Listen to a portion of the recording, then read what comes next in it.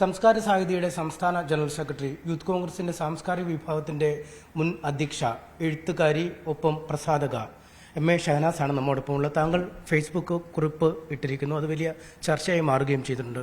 എന്താണ് ഇത്തരത്തിലൊരു കുറിപ്പ് ഈ സമയത്തിടാനുള്ള ഒരു സാഹചര്യം?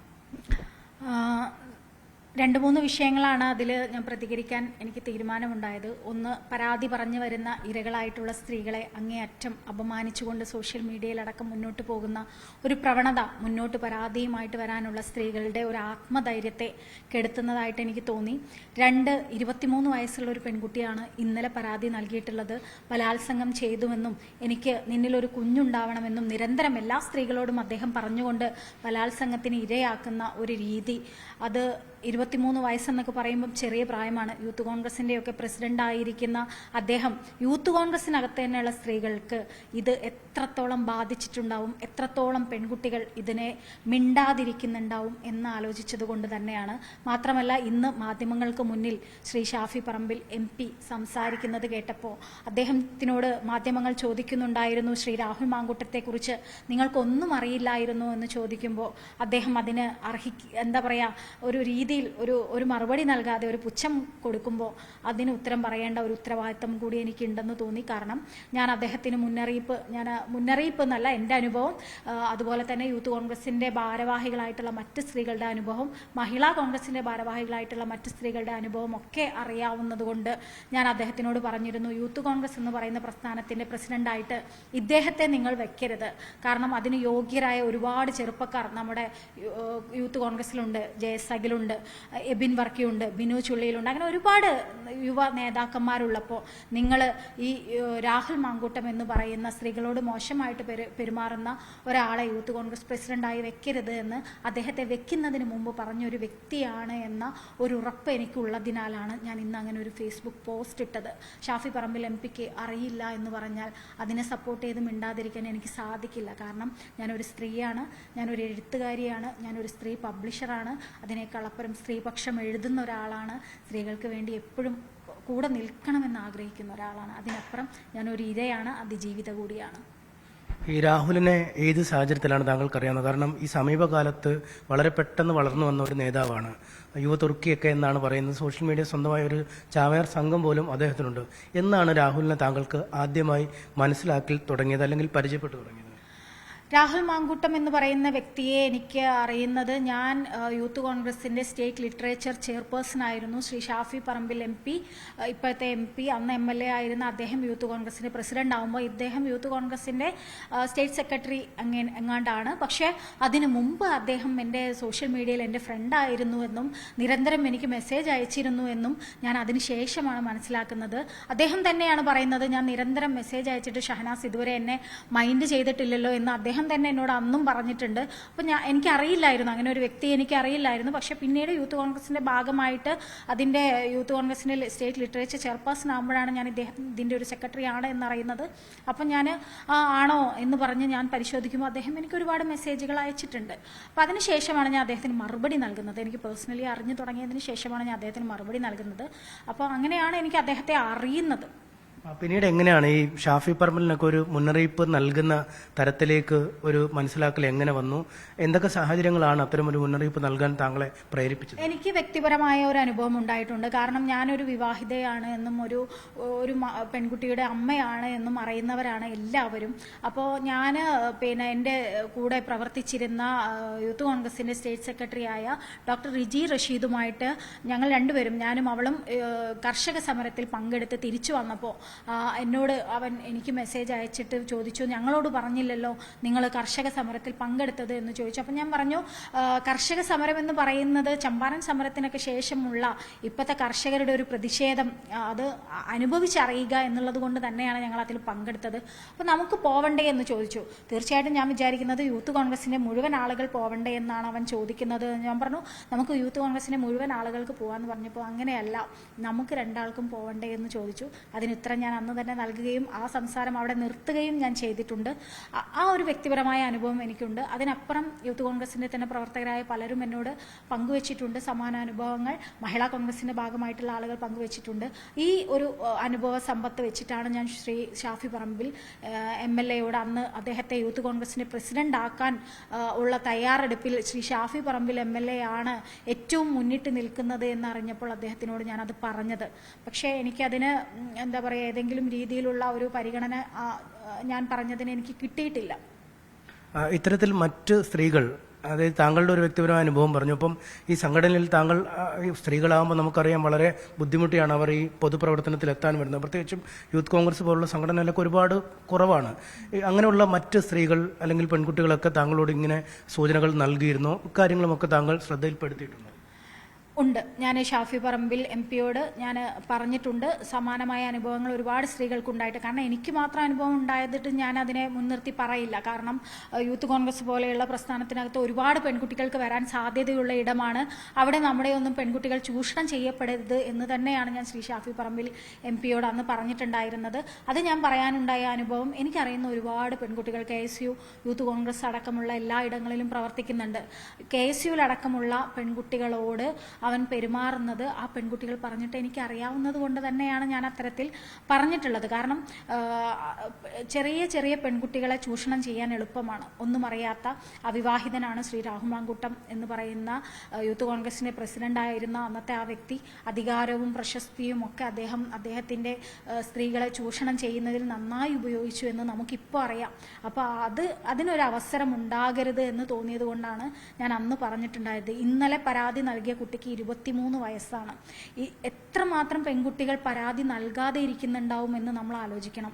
ഇത് പരാതി പറയാൻ അത്രയും ആത്മധൈര്യമുള്ള പെൺകുട്ടികളെ പരാതിയുമായിട്ട് വരൂ. കാരണം സോഷ്യൽ മീഡിയയിലടക്കം രാഹുൽ മാങ്കൂട്ടത്തിന്റെ വെട്ടുക്കിളികൾ ആക്രമിച്ചങ്ങ് ഇല്ലാതെയാക്കി കളയാണ്. അപ്പോൾ പരാതി പറയാൻ പറ്റാത്ത ഒരുപാട് പെൺകുട്ടികൾ ഉണ്ട് എന്ന് ഞാൻ വിശ്വസിക്കുന്നുണ്ട്. അത് എൻ്റെ മകളെപ്പോലെ അടക്കമുള്ള എൻ്റെ പ്രിയപ്പെട്ട അനിയത്തിമാരെ, എനിക്ക് ഒരുപാട് അനിയത്തിമാരും സഹോദരിമാരും ഒക്കെ ഉണ്ട്. കോൺഗ്രസിലും KSUവിലും ഒക്കെ, കമ്മ്യൂണിസ്റ്റ് പാർട്ടിയിൽ പോലും എനിക്ക് പ്രിയപ്പെട്ട സഹോദരങ്ങളും സുഹൃത്തുക്കളും സുഹൃത്തുക്കളും ഒക്കെ ഉണ്ട്. അപ്പം ഞാൻ വിശ്വസിക്കുന്നുണ്ട്, കോൺഗ്രസിൽ മാത്രമല്ല അദ്ദേഹം കമ്മ്യൂണിസ്റ്റ് പാർട്ടിയിലുള്ള സ്ത്രീകൾക്ക് പോലും മെസ്സേജ് അയച്ചു എന്ന് വിശ്വസിക്കുന്നുണ്ട് ഞാൻ. അപ്പം അതിന് ഞാൻ പറയേണ്ടതുണ്ട് എന്ന് അനിവാര്യമായ സമയത്തായതുകൊണ്ടാണ് ഞാനിപ്പോൾ ഇത് പറയുന്നത്. ഈ ഷാഫിക്ക് ഇക്കാര്യത്തിൽ ഒരു ധാർമ്മികമായ ഉത്തരവാദിത്വമുണ്ടല്ലോ. കാരണം ഇത്തരമൊരു മുന്നറിയിപ്പ് നിങ്ങൾ നൽകുന്നു. യൂത്ത് കോൺഗ്രസിലെ തന്നെ സ്ത്രീകൾ അല്ലെങ്കിൽ പെൺകുട്ടികൾ ഇയാൾ വലയിൽ വീഴ്ത്താൻ ശ്രമിക്കുന്നു. ഇക്കാര്യങ്ങളൊക്കെ അറിഞ്ഞ ആൾ കൂടിയാണ്, അല്ലാതെ പൂർണ്ണമായും ഒരു അജ്ഞനായ ആളല്ല. ഈ സ്വഭാവ ദൂഷ്യത്തെക്കുറിച്ച് കൃത്യമായി അറിയുന്ന ആളാണ്. അത്തരമൊരു ധാർമ്മിക മൂല്യം അല്ലെങ്കിൽ ഒരു ഉത്തരവാദിത്വം, അപ്പോൾ ഒരു ക്രിമിനൽ ഉത്തരവാദിത്വം കൂടി ഇക്കാര്യത്തിൽ ഷാഫി പറമ്പിൽ ഉണ്ടായിരുന്നില്ലേ? ഞാൻ പറയട്ടെ, ഷാഫി പറമ്പിൽ എന്ന് പറയുന്ന യുവ നേതാവിനെ രാഷ്ട്രീയ ഭേദമന്യേ കേരളത്തിലെ യുവജനങ്ങളും കേരളത്തിലെ ജനങ്ങളും ഇഷ്ടപ്പെട്ടിരുന്ന ഒരു വ്യക്തിയാണ്. ഷാഫി പറമ്പിൽ എന്ന് പറയുന്ന വ്യക്തിയുടെ രാഷ്ട്രീയ ജീവിതത്തിൽ കളങ്കം പെടുത്തിയിട്ടുള്ള ഒരേ ഒരു വ്യക്തി രാഹുൽ മാങ്കൂട്ടമാണ് എന്ന് എല്ലാവർക്കും അറിയാം. അപ്പോൾ അങ്ങനെയുള്ള ഒരു വ്യക്തിയെ വളർത്തിക്കൊണ്ടുവരുന്നതിൽ പങ്കുവഹിച്ച ശ്രീ ഷാഫി പറമ്പിൽ എന്ന് പറയുന്ന വ്യക്തി തല കുനിക്കേണ്ടതുണ്ട്. കാരണം അദ്ദേഹം നിയമസഭയടക്കം എല്ലായിടങ്ങളിലും സ്ത്രീകൾക്ക് വേണ്ടി പ്രസംഗിക്കുന്നത് കണ്ട് കോരിത്തരിച്ചിട്ടുള്ള സ്ത്രീകളിൽ ഒരു സ്ത്രീയാണ് ഞാൻ. അപ്പോൾ അത് പ്രസംഗത്തിൽ മാത്രമല്ല വാക്കുകളിൽ ഉണ്ടാവണം എന്നുള്ളത് ഓരോ നേതാവിൻ്റെയും ധാർമ്മികതയാണ്. അത് അദ്ദേഹം പാലിച്ചിട്ടില്ല എന്ന് നമുക്ക് വ്യക്തമാണ്. ഞാനിപ്പോൾ എൻ്റെ പരാതിയായിട്ടല്ലെങ്കിലും ഞാൻ ഷാഫി പറമ്പിൽ എന്ന് പറയുന്ന ഞങ്ങളുടെ പ്രസിഡന്റ് ആയിരുന്ന അന്നത്തെ MLA ആയിരുന്ന വ്യക്തിയോട് ഞാൻ പറയുമ്പോൾ അതിനെക്കുറിച്ച് എന്തെങ്കിലും രീതിയിൽ ഒരു അന്വേഷണം നടത്താനോ എന്താണ് സംഭവം എന്ന് ചോദിക്കാനോ അദ്ദേഹം തയ്യാറായിട്ടില്ല. ഞാൻ ഉറച്ചു വിശ്വസിക്കുന്നുണ്ട് ഞാൻ മാത്രമായിരിക്കില്ല അത് പറഞ്ഞത് എന്ന്. കാരണം ആ സമയത്തും മോശം അനുഭവം ഉണ്ടായ സ്ത്രീകൾ ശ്രീ ഷാഫി പറമ്പിലിനോട് പറഞ്ഞിട്ടുണ്ടാകുമെന്ന് വിശ്വസിക്കുന്ന ആളാണ് ഞാൻ. എന്നിട്ടും അദ്ദേഹത്തെ തന്നെ യൂത്ത് കോൺഗ്രസിന്റെ പ്രസിഡന്റ് ആക്കണമെന്നും അദ്ദേഹം മാറി നിന്ന പാലക്കാടത്തെ MLA ആക്കണമെന്നും വാശി പിടിച്ച ഒരേ ഒരാൾ ഷാഫി പറമ്പിലാണ്. എന്തുകൊണ്ടാണ്? ഷാഫി പറമ്പിൽ എന്ന് പറയുന്ന വ്യക്തി ശ്രീ ഉമ്മൻചാണ്ടിയുടെ അരുമ ശിഷ്യനല്ലേ. ഉമ്മൻചാണ്ടി നിർദ്ദേശിച്ച യൂത്ത് കോൺഗ്രസിന്റെ കാൻഡിഡേറ്റ് പ്രസിഡന്റ് എന്ന് പറയുന്നത് JS അഖിലാണ്. അല്ലെങ്കിൽ നിങ്ങൾ ബാക്കിയുള്ള കോൺഗ്രസ്സുകാരോടൊന്ന് ചോദിക്കൂ.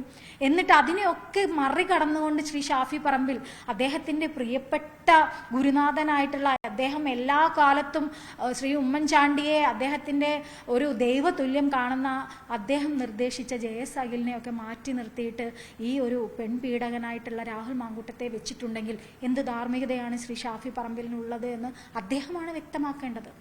പക്ഷേ പരിശോധിക്കുമ്പോൾ യൂത്ത് കോൺഗ്രസ് സംസ്ഥാന അധ്യക്ഷ സ്ഥാനത്തു നിന്നും മാറുമ്പോൾ അവിടേക്ക് പകരക്കാരനെ വെച്ചാണ് ഷാഫി പോകുന്നത്. പിന്നീട് MLA സ്ഥാനത്തും പാലക്കാട്, അതായത് ഒറ്റ നിബന്ധനയിലാണ് പാലക്കാട് നിന്നും വടകരയിലേക്ക് ഷാഫി എത്തുന്നത്. കാരണം രാഹുൽ മാങ്കൂട്ടത്തെ അവിടെ മത്സരിപ്പിക്കണം, ജയിക്കുന്ന കാര്യം ഞാൻ ഏറ്റു. അങ്ങനെ ഒരു പിന്തുടർച്ച സാധാരണഗതിയിലൊക്കെ ഈ മക്കൾ വഴിയൊക്കെയാണ് പിന്തുടർച്ച വരുന്നത്. ഇതൊരു അപൂർവമല്ല, ഇത്തരം ഒരു പിന്തുടർച്ച കേരളത്തിൽ. ഞങ്ങൾ സ്ത്രീകളായിട്ടുള്ള ഒരുപാട് അദ്ദേഹത്തിന്റെ യൂത്ത് കോൺഗ്രസിന്റെ ഭാഗമായിട്ടുള്ള ഒരുപാട് സ്ത്രീകൾ, പ്രവർത്തിച്ചിട്ടുള്ള സ്ത്രീകൾ ഒരുപാട് പേരുണ്ട്. ഏതെങ്കിലും ഒരു സ്ത്രീക്ക് മുന്നോട്ട് വരാനുള്ള എന്തെങ്കിലും ഒരു സാധ്യത ശ്രീ ഷാഫി പറമ്പിൽ ഒരുക്കിയിട്ടുണ്ടോ? യൂത്ത് കോൺഗ്രസിലെ ഏതെങ്കിലും പരാതി നൽകിയിട്ടുള്ള ഏതെങ്കിലും ഒരു സ്ത്രീക്ക് നീതി ലഭ്യമാക്കാൻ ശ്രീ ഷാഫി പറമ്പിൽ ഇതുവരെ ശ്രമിച്ചിട്ടുണ്ടോ? ഒരിക്കലുമില്ല. അദ്ദേഹം എന്തുകൊണ്ടാണ് അദ്ദേഹത്തിന്റെ പിന്തുടർച്ചക്കാരനായിട്ട് ഇതുപോലെയുള്ള സ്ത്രീകളെ ചൂഷണം ചെയ്യുന്ന, ബലാത്സംഗം ചെയ്യുന്ന പീഡകനെ നിർദ്ദേശിച്ചത് എന്ന് അദ്ദേഹം തന്നെയാണ് വ്യക്തമാക്കേണ്ടത്. വേറെ കോൺഗ്രസിൽ നല്ല നേതാക്കന്മാരോ യുവ നേതാക്കന്മാരോ ഒന്നും ഉണ്ടായിരുന്നില്ലേ? അത് ഷാഫി പറമ്പിൽ എന്ന് പറയുന്ന കേരളത്തിലെ യുവ നേതാവ് നൽകേണ്ട ഉത്തരമാണ്. അത് ഇവിടെയുള്ള അണികളോട് നൽകേണ്ട ഉത്തരമാണ്. അവർക്ക് വേണ്ടി ഇപ്പോഴും വാദിച്ച് ശ്രീ VD സതീശൻ എന്ന് പറയുന്ന MLAയെയും ശ്രീ രമേശ് ചെന്നിത്തല എന്ന് പറയുന്ന MLAയെയും രാജ്മോഹൻ ഉണ്ണിത്താൻ എന്ന് പറയുന്ന MP-യെയും ഒക്കെ ആക്രമിക്കുന്ന ഒരു വെട്ടുക്കിളി കൂട്ടമുണ്ട്. രാഹുൽ മാങ്കൂട്ടത്തിന്റെയും ഷാഫി പറമ്പിൽ MLAയുടെയും ഒക്കെ. അവരോട് ഉത്തരം നൽകാനെങ്കിലും ബാധ്യതയുണ്ട്. അവരെല്ലാം മറന്ന് ഒന്നും അറിയാതെ ഈ നേതാക്കന്മാർക്ക് വേണ്ടിയിട്ടൊക്കെയാണ്, ഇവർക്ക് രണ്ടുപേർക്കും വേണ്ടിയിട്ടാണ് ഈ നേതാക്കന്മാരെ സോഷ്യൽ മീഡിയയിലടക്കം അപമാനിക്കുന്നത്. ഈ നേതാക്കന്മാരുടെ സ്ഥാനങ്ങൾ ഇല്ലാതെയാക്കും ഇവരെന്ന് തോന്നാനുള്ള ബുദ്ധിയെ ഈ അണികൾക്കുള്ളൂ. ഇവർക്കൊന്നും ഒരു ഇരയല്ല രാഹുൽ മാങ്കൂട്ടം. അവരൊക്കെ നീണ്ട വർഷകാലം രാഷ്ട്രീയത്തിൽ അവരുടെ ഒരു രാഷ്ട്രീയ ശുദ്ധത കൈവരിച്ച ആളുകളാണ്. ശ്രീ VD സതീശനാണെങ്കിലും ശ്രീ രമേശ് ചെന്നിത്തലയാണെങ്കിലും നിരന്തരമായിട്ട് ഇവിടെ പ്രവർത്തിച്ച് വളരെയധികം സംശുദ്ധ രാഷ്ട്രീയം പ്രവർത്തിക്കുന്ന ആളുകളാണ്. അവരെയാണ് അപമാനിക്കുന്നത് ഈ സോഷ്യൽ സൈബർ മീഡിയയിൽ. താങ്കൾക്കെതിരെ ഇപ്പോൾ തുടങ്ങി കഴിഞ്ഞിരിക്കുന്നു. പല ന്യൂസ് ചാനലുകളിലെ നോക്കിയാൽ, ഈ സ്ക്രോളിംഗ് നോക്കിയാൽ നമുക്ക് കാണാൻ പറ്റും അങ്ങേറ്റം മോശമായ പരാമർശങ്ങളാണ്. ഇത്തരം ഒരു തെറ്റായ ഒരു ചാവേർ സംഘത്തെ ഈ ഷാഫിയും ഈ രാഹുലും ഒക്കെ കൂടി വളർത്തിക്കൊണ്ട്, കാരണം ഈ VD സതീശനൊന്നും രക്ഷയില്ല, മുരളീധരന് രക്ഷയില്ല, മുതിർന്ന നേതാക്കളുടെ ഒന്നും വരുതിക്ക് പാർട്ടി അല്ലെങ്കിൽ ഈ സൈബർ സംഘം നിൽക്കാത്ത അവസ്ഥ. താങ്കളെയാണ് പുതുതായി ഇപ്പോൾ ലക്ഷ്യം വെച്ചിരിക്കുന്നത്. എന്താണ് ഇവളുടെ ലക്ഷ്യം? ഒറ്റുകൊടുത്തോ, പണം വാങ്ങി ഒറ്റിക്കൊടുത്തോ, അല്ലെങ്കിൽ മറ്റു കാര്യമാണോ എന്നൊക്കെ ചോദിച്ചാണ് കമന്റുകൾ വന്നു തുടങ്ങിയത്. ഈ വെട്ടിക്കിളി കൂട്ടത്തിന്റെ ആക്രമണത്തെ എങ്ങനെ നേരിടും? എനിക്ക് ഈ വെട്ടിക്കിളി കൂട്ടത്തോട് പറയാനുള്ളത്, ഇന്ത്യൻ നാഷണൽ കോൺഗ്രസ് എന്ന് പറയുന്നത് മഹാത്മാഗാന്ധിയുടെ, ജവഹർലാൽ നെഹ്റുവിൻ്റെ, ഇന്ദിരാഗാന്ധിയുടെ, സോണിയാഗാന്ധിയുടെ, രാഹുൽ ഗാന്ധിയുടെയൊക്കെ ഒരു മഹത്തായ ഒരു കുറേ പ്രയത്നങ്ങളുണ്ട്. അതിനെ കളങ്കപ്പെടുത്തിയത് ഈ പരാതിയുമായിട്ട് വരുന്ന സ്ത്രീകളല്ല. നിങ്ങളൊക്കെ ഇപ്പോഴും ആരാധിക്കുന്ന ശ്രീ രാഹുൽ മാങ്കൂട്ടമാണ്. രാഹുൽ മാങ്കൂട്ടത്തിന് കോൺഗ്രസ് കൊടുക്കാത്ത പദവികളില്ല. രാഹുൽ മാങ്കൂട്ടത്തിന് ചാനലുകളിൽ കോൺഗ്രസിന് വേണ്ടി സംസാരിക്കാനുള്ള വലിയ പദവി കൊടുത്തിട്ടുണ്ടായിരുന്നു. യൂത്ത് കോൺഗ്രസിന്റെ പ്രസിഡന്റ് സ്ഥാനം കൊടുത്തിട്ടുണ്ട്. അദ്ദേഹത്തെ യുവ MLA ആക്കിയിട്ട് ഇവിടെ ആഘോഷമാക്കിയിട്ടുണ്ട്. അദ്ദേഹമാണ് ഇന്ത്യൻ നാഷണൽ കോൺഗ്രസ് എന്ന് പറയുന്ന പ്രസ്ഥാനത്തെ അപമാനിച്ചത്. എന്നിട്ടും പാർട്ടി സസ്പെൻഡ് ചെയ്ത് മാറ്റി നിർത്തിയപ്പോൾ അദ്ദേഹം ചെയ്തത് എന്താണ്? അദ്ദേഹം വീണ്ടും ഇവിടെ എന്താ പറയുക, സിനിമാ നടികളെയൊക്കെ കൊണ്ടുവന്ന് ഇരകൾക്ക് മുന്നിൽ ചുവന്ന കളർ ഡ്രസ്സൊക്കെ പരസ്പരം രണ്ടുപേരും ധരിച്ച് ആളുകൾക്ക് മുന്നിൽ, അതായത് ഞാൻ ഈ സ്ത്രീയെ തൊട്ടു കെട്ടിപ്പിടിച്ചു, അതുകൊണ്ട് അവരൊന്നും പീഡനമേറ്റില്ലല്ലോ, ഞാൻ വലിയ മാന്യനാണ് എന്ന് സമൂഹത്തിന് മുന്നിൽ കാണിക്കുമ്പോൾ അദ്ദേഹം മനസ്സിലാക്കേണ്ട ഒന്നുണ്ട്. വേട്ടക്കാരായ ആളുകളുടെ സ്ഥിരം പരിപാടിയാണിത്. ഇത് മനസ്സിലാക്കാൻ ഈ വെട്ടുക്കിളികൾക്ക് സാധിച്ചിട്ടില്ലെങ്കിൽ നിങ്ങൾ വിഡ്ഢികളാണ് എന്ന് പറയാനേ സാധിക്കുകയുള്ളൂ. ഇന്ത്യൻ നാഷണൽ കോൺഗ്രസിനെ, കേരളത്തിലെ കോൺഗ്രസ് എന്ന് പറയുന്ന പ്രസ്ഥാനത്തെ അപമാനിച്ചിട്ടുണ്ടെങ്കിൽ അത് ഈ ഇരകളായിട്ടുള്ള സ്ത്രീകളല്ല. നിങ്ങളെല്ലാ പദവിയും ബഹുമാനവും നൽകി ഇന്നും സൈബർ ഇടത്തിൽ ആരാധിക്കുന്ന ശ്രീ രാഹുൽ മാങ്കൂട്ടം MLA ആണ്. എന്തുകൊണ്ടാണ് നിങ്ങളുടെ രാഹുൽ മാങ്കൂട്ടം MLA ഇത്രയും പരാതികളും അധിക്ഷേപങ്ങളും മീഡിയയിൽ ശബ്ദരേഖകളും ഒക്കെ വന്നിട്ട് ഇതുവരെ ഒരു മാനനഷ്ടത്തിന് പരാതി നൽകാതെ ഒളിച്ചോടിക്കൊണ്ട് പോയിരിക്കുന്നത്? അതിനുത്തരം നൽകേണ്ടത് നിങ്ങളും കൂടിയാണ്. കാരണം നിങ്ങളാണ് ഈ സ്ത്രീകളെയൊക്കെ ആക്രമിക്കുന്നത്. അപ്പൊ അതുകൊണ്ട് അതിനും കൂടി നിങ്ങൾ ഉത്തരം നൽകണം. ഇവരുടെ വെട്ടുക്കിളി കൂട്ടത്തെ ഒന്നും ഞാൻ പേടിക്കുന്നില്ല. സീമാജി നായരെ പോലുള്ള നടിമാരൊക്കെ ഇപ്പോഴും പ്രൊട്ടക്ട് ചെയ്തുകൊണ്ട് കാര്യം ഒരു തരത്തിലുള്ള സങ്കോചവും ഇക്കാര്യത്തിൽ പ്രകടിപ്പിക്കുന്നില്ല, അല്ലെങ്കിൽ പൂർവാധികം കരുത്തോടെ പിന്നിൽ അണിനിരക്കുകയാണ്. അതും ഒരു പൊതു ചില പ്രശ്നങ്ങൾ അല്ല, സ്ത്രീകൾക്കെതിരെ ആക്രമിക്കപ്പെടുന്ന, ചൂഷണം ചെയ്യപ്പെടുന്ന, ഇരയാക്കപ്പെടുന്ന സ്ത്രീകൾക്കെതിരെ പലപ്പോഴും സ്ത്രീകൾ തന്നെയാണ് നിൽക്കാറുള്ളത്. അത് വളരെ വേദനയാണ്. അത് വേദനയായിട്ട് ഇരകൾക്ക് ഉണ്ടാകുമെന്ന് അറിഞ്ഞുകൊണ്ടാണ് വേട്ടക്കാരനൊക്കെ ഇതിന് ഇത്തരത്തിലുള്ള ഒരു രീതി മുന്നോട്ട് വയ്ക്കുന്നത്. പക്ഷെ അതിനെ എന്താ പറയാ പ്രോത്സാഹിപ്പിക്കുന്ന രീതിയിൽ മുന്നോട്ട് വരുന്ന സ്ത്രീകളുണ്ട്. അതിന് ഉദാഹരണങ്ങളാണ് നിങ്ങൾ ഈ പറഞ്ഞ പേരുകളിലുള്ള സ്ത്രീകളൊക്കെ.